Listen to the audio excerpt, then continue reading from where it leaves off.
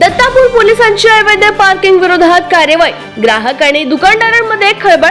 आज दुपारी 12:30 ते 1 वाजताच्या दरम्यान दत्तापूर पोलिसांनी शहराच्या मुख्य भाकरी पेठेत दुकानदार उभा असलेल्या दुचाकी वाहनांना नो पार्किंगचे चलान देणे सुरू केल्याने बाजारपेठेत काही काळासाठी खळबळ माजली होती। ही कार्यवाही सहाय्यक पोलीस निरीक्षक गजानन गजभारे यांच्या मार्गदर्शनात राबवण्यात आली।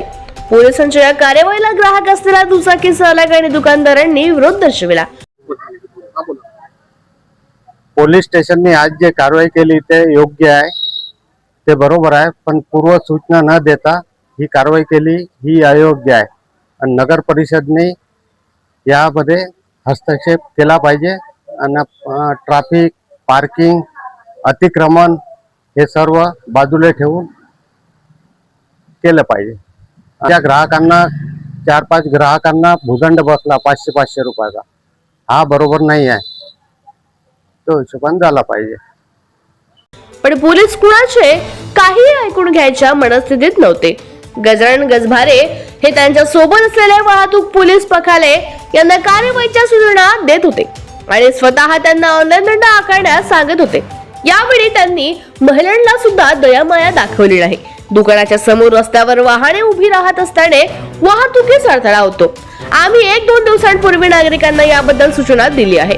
वाहतुकीला अडथळा निर्माण होईल अशा पद्धतीने वाहने लावू नये असे दत्तापूर पोलिसांतर्फे जनतेला आवाहन दिले। सहाय्यक पोलीस निरीक्षक गजानन गजभारे। आम्ही दत्तापूर पोलीस स्टेशन तर्फे धामणगाव शहरातील व्यापारी, दुकानदार आणि ग्राहकांना, रहिवाशांना आवाहन करतो की बाजारपेठेमधील ज्या मुख्य रस्त्यावर दुकानाच्या समोर वाहनं लागलेले आहेत ते पूर्णतः रस्त्यावर आहेत आणि रस्त्याला येणाऱ्या जाणाऱ्या प्रवाशांना अडथळा होतो। त्यामुळे आम्ही दुकानदाराला, रहिवाशांना आवाहन करतो की कोणीही रस्त्यावर पार्किंग करू नका, रस्त्यावर दुकान लावू नका।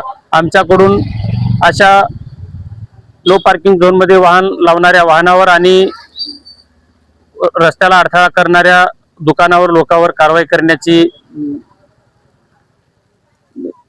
चालू झालेली आहे। तरी मी सर्व दुकानदारांना, रहिवाशांना आणि प्रवाशांना आवाहन करतो की आपण रस्त्यावर वाहन न लावता रस्ता पूर्णतः रहदारी वाहतुकीस मोकळा ठेवायचा आहे आणि पोलीस प्रशासनाला सहकार्य करायचे। धन्यवाद। पोलिसांची कार्यवाही ही योग्य असती तरी पोलिसांनी याबद्दल कुठलीही पूर्वसूचना दिली नाही।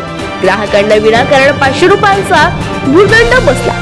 नगर परिषदेने या विषयात हस्तक्षेप करून नो पार्किंग, अतिक्रमण यावर तोडगा काढला पाहिजे।